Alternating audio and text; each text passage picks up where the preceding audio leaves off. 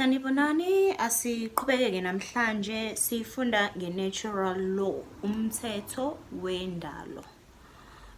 Ngaphambilini besikhuluma ke sibheka ingqondo ukuthi ingqondo isebenza kanjani nokuthi umzimba wethu lo onengqondo ukuthi usebenza kanjani nakhona ukuze sizokwazi ukuthi yonke into esifundayo kusuka manje ukuya phambili uwazi ukuthi usebenzisa ingqondo yakho kuyo yonke lento esizokhuluma ngayo. I-natural law sishela sathi nama-principles awu-7. Lawo ma-principles sophinde siwachaze kahle kahle. Kukhona neyesi-8 okuyiyona abantu abangayithathi indiva noma abasebeyikhohliwe bizwa ukuthi umthetho osukhohliwe, kodwa sizoyibuka nayo siphinde siyicubungule ukuthi isebenza kanjani mase singena ekuchazeni natural law. Natural law umthetho wendalo osebenza kuwo wonke umuntu noma ngabe uyakholwa noma ngabe awukholwa. I-natural law iyona ndlela okufanele ukuthi wonke umuntu ayiqonde.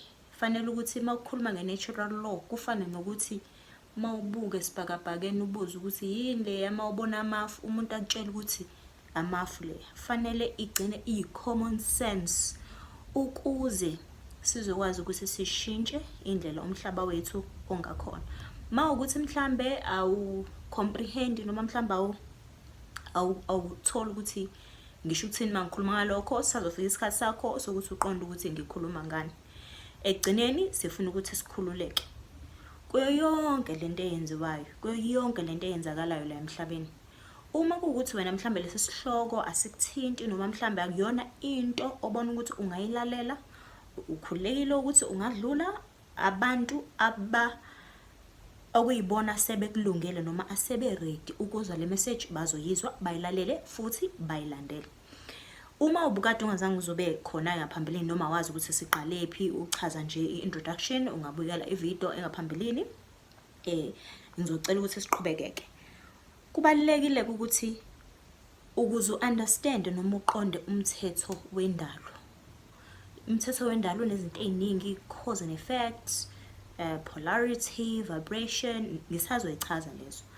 Ukuze ke uzokwazi ukuthi uqonde kahle ukusebenza kwawo, kuzobaluleka kakhulu ukuthi wazi morality, okulungile nokungalungile. Ukuze nawe mangabe usu-applya i-natural law empilweni yakho, ingqikithi yayo yonke lento isekutheni uyakwazi oku-wrong noma oku-right, okulungile nokungalungile. Ngizochaza ukuthi immorality yini ngokwegama lesingisi, ngiyifunde ngesingisi kwisource yami la engithathe khona ku-Mark Persio. Ungabheka amavideo akhe, ngizofaka ilink kwi-description ukuze nawe uzohamba uyoyifundela uphinde futhi uqonde kabanzi. Mhlambe indlela engichaza ngayo awuzokwazi ukuthi uyiqonde kakhulukazi uma ungeyena umZulu, uzokwazi ukuthi uthole isource ye-information engikhuluma ngayo. Into engikhuluma ngayo ayikho into entsha engikhuluma ngayo la.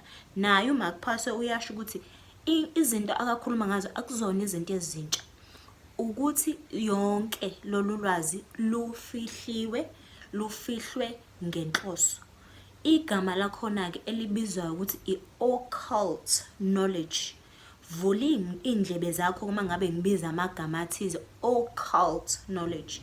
Ngizochaza nalelo gama ukuthi lisho ukuthini, lisuke laphi nokuthi lisho ukuthini, ngoba isikhathi esiningi uthola ukuthi umuntu uke ezwe kuthiwa i-occult, umuntu ayitshela ukuthi sekuyi mhlambe isigungu sabathize, asabantu ababi. Ngizokhuluma ngezinto eziningi ezizokwenza ukuthi uzizwe ungekho comfortable, noma lezi zinto engizokhuluma ngazo zizokwenza ukuthi ukuyibuza imibuzo, futhi zizokwenza ukuthi ungabikho comfortable. Ngeke kube mnandi ukuzwa ezinye izinto engizoyikhuluma ngazo, kodwa ke angeke ngize ngeke ukuyikhuluma ngoba ziyiqiniso. Ngizokhuluma nje zinjengoba zinjalo. Ake singeneke kwi-morality. Simply u-wrong no-right, into ehambiselana nawe uyayenza. Sabantu ziningi izinto osukwini into oyenzayo ngoba ilungile noma ingalungile. Uma uqonda lokho-ke u-wrong no-right, kuzokusiza kakhulu ukuthi ukwazi ukugcina umthetho wendalo. Yonke into isuka laphaya. Okay? Uma into ilungile noma i-right, okokuqala fanele ukuthi ibe ilokho okuyikona. Ngamanye amazwi noma phecelezi ibe correct. Ibe yiqiniso. Kungabi yinto eyamanga. Okwesibili, fanele ibe moral. Okusho ukuthi it must be in harmony with natural law. I-right leyo nto uma injalo. Okwesithathu, ama-actions wakhona based on it do not result in harm of other sentient beings. Lokho kusho ukuthi into elungile ayinayo imphumela elimaza abantu noma izilwane. Into elungile okokuqala fanele ukuthi ube yiqiniso, ibe ehambiselana nomthetho wendalo, ibe enganakho ukulimaza ebantwini noma ezintweni eziphilayo. Okay? Mangabe uzoqonda ukuthi into ilungile yini, lezi zinto ezintathu kufanele ukuthi ibe nazo lento, into e-right. Miningi imisebenzi la abantu abenza khona into engekho right, kodwa beyenze ngobani? Bethi umsebenzi wami ufuna ukuthi ngenze ngalokhu nalokhu nalokhu nalokhu, kodwa wena ube wazi enhlizweni yakho ukuthi leyo nto ayilungile. Uyawazi umsebenzi wakho ke wena, uyazazi futhi ukuthi wenzani osukwini nosuku. Ngabe izinto ozenzayo zilungile yini, or are they right? Uma usungene ekusebenziseni umthetho wendalo, ngoba ekugcineni kuzofanele ukuthi uqonde umthetho wendalo ukuze uzokusebenzela. Njengoba ula emhlabeni uzoyeka ukuthi mina angikhululekile noma ngiyacontrolwa. Ngisazongena kakhulu ukuthi obani abacontrola izwe, zonke lezo izibonelo, ngoba baningi abantu bayakhuluma bayazi ukuthi siyacontrola, kodwa ukuthi sicontrola obani? Iningi labantu bayitshela ukuthi hayi uhulumeni osiphethe osicontrolayo. Lokho is just into ekhona noma o-exposed kuyona wena njengomuntu njengamanje la okhona ngokwesigaba sakho sempilo, kodwa inegaba yaphezulu. Uma ke into ingalungile noma i-wrong, obviously izoba ingelona iqiniso, futhi ibe immoral, okusho ukuthi ayihambiselani nomthetho wendalo, iphikisana nawo. Bese futhi imphumela yayo leyo nto e-wrong inemthelela emibi noma iyalimaza kuma-sentient beings, ebantwini naseyilwaneni nasendalweni. Okay? Angilibhekanga leli gama lithi sentient beings, kodwa ngokuqonda kwami, ngenza isibonelo esisodwa. Kukhona abantu abathatha amaphilisi mhlambe depression. Ngizokwenza isibonelo nge-depression ngoba kuyisihloko naso nje esinga-understandwa abantu, ngoba abantu kuqala abayazi natural law. Enye nje yezinto ezikhona ngenxa yokuthi abantu aba-understand umthetho wendalo. Sisazongena eku-understand umthetho wendalo. Ngenza lesi sibonelo nje kungasekuqaleni mhlambe ngeke uzoyi-comprehend noma uyibambe kahle lento engikhuluma ngayo. Uma uthi wena une-depression, kusuke kuyimicabango yakho nayo ekutshela lokhu nalokhu nalokhu nalokhu nalokhu nalokhu, bese nawe uyigcina kusufuna ukuyibulala-ke kuthiwe-ke thatha nawo amaphilisi e-depression. Uma uthatha amaphilisi e-depression, ngikhuluma ngalesi sihloko ngoba ngiyasazi isibonelo sakhona, ngiyabazi abantu personally abake bathatha amaphilisi e-depression ebebesondelene nami. Uma uthatha amaphilisi e-depression, lokho kwenza ukuthi ube yisinokwana. Angazi uma nayizwa lento engishoyo, ube yisinokwana, okusho ukuthi kushintsha wena indlela ongakhona.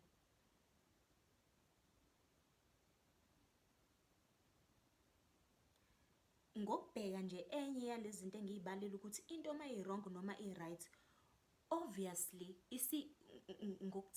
ngalamaphilisi onikezwa wona ukuthi uwaphuze ngoba kuthiwa une-depression, sekukhona umthelelo omubi owenzakalile emzimbeni womuntu. Umthelela omubi owenzekile emzimbeni womuntu.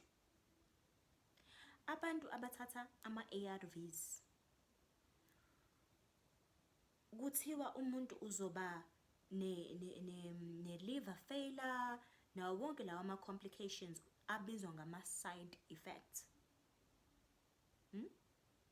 Mase usu-understanda kahle umthetho wendalo, uzobona ukuthi kahle kahle ukuthatha lama-chronic medication kwenza ukuthi ubone ukuthi okokuqala akukho right, akukhulunywa, akukho based on iqiniso, futhi ku-opposa umthetho wendalo, futhi kwenza ekugcineni kube nomthelelo omubi kanye kube nokulimala kuma-sentient beings ebantwini.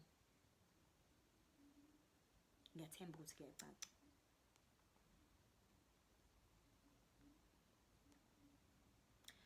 Angizongena ke ukuthi kukhona indlela yokwazi u-wrong no-right engicabanga ukuthi kulesi sigaba engichaza kuso, ngoba ngichazela abantu abakhuluma isiZulu, ngichazela abantu engaziyo ukuthi usacosha ulwazi ufuna ukulungenisa kuwe. Angizungena kwezinye izinto, mhlawumbe ngizophinde ngirevise ngesinye isikhathi sengikhombisa ukuthi ukuze ke manje uzokubona ukuthi u-wrong, into i-wrong noma i-right, imaphi amanye ama-strategies ongawasebenzisa ukuze uzobona ukuthi lo mthetho ngabo right yini. Enye nje yezinto ezibaliwe uMacpatio, it's apophasis inquiry, engicabanga ukuthi noko ithanda ukuqina for abantu abaningi, kodwa kafushane is just affirmation through negation, la obheka khona ukuthi lento onikezwe yona uyayibheka ngokuthi ubheke izinto engezona. Angazi noma nyangizwa yini, ubheka izinto ezingeyona leyo nto. Okay, asiqhubeke ke. Kukhona nama-natural law transgressions, izinto ezimbi engafanele ukuthi zenzeke uma sisebenzisa i-natural law. I-natural law inezinto okungafanele ukuthi zenzeke uma sisebenzisa i-natural law, umthetho wendalo. Ngabe yiziphi-ke lezo zinto? Okokuqala nje ekufanele ukuthi sikwazi ukuthi a living being or their property must have been harmed in order for a violation of natural law or a wrongdoing to have taken place. Any action which does not cause such harm is right. Okay, lokhu kusho ukuthi umuntu ophilayo noma iproperty yakhe, ngizongena ukuthi iziphi izibonelo ze-property okukhulunywa ngazo la, ukuze sithi kuphule umthetho wendalo, izinto ezithize kufanele ukuthi zenzeke, noma lama wrongdoing, izinto ezi-wrong kufanele ukuthi ngebe umuntu ophilayo noma into ephilayo okanye iproperty yabo noma lokhu okungokwabo, ukuze umuntu ephule umthetho wendalo, fanele ukuthi yena umuntu siqu sakhe noma silwane leso noma okungokwabo, iproperty yabo, fanele ibe ngabe ilimaziwe noma ithathiwe noma iphuciwe kubo, ukuze sithi okumbi kwenzekile kubona futhi baphule umthetho wendalo. Ngizokwenza izibonelo ke manje ukuthi singena izibonelo zalokuphula umthetho wendalo ukuthi yiziphi. Esokuqala, ukubulala noma i-assault. Uma ubulala umuntu, umphuca impilo yakhe okungeyakhe noma ilungelo lokuphila njengoba ela. Uma ushaya umuntu, umphuca ilungelo lakhe lokuphepha. Abantu abaningi kuhlezi kukhuluma nge-domestic violence,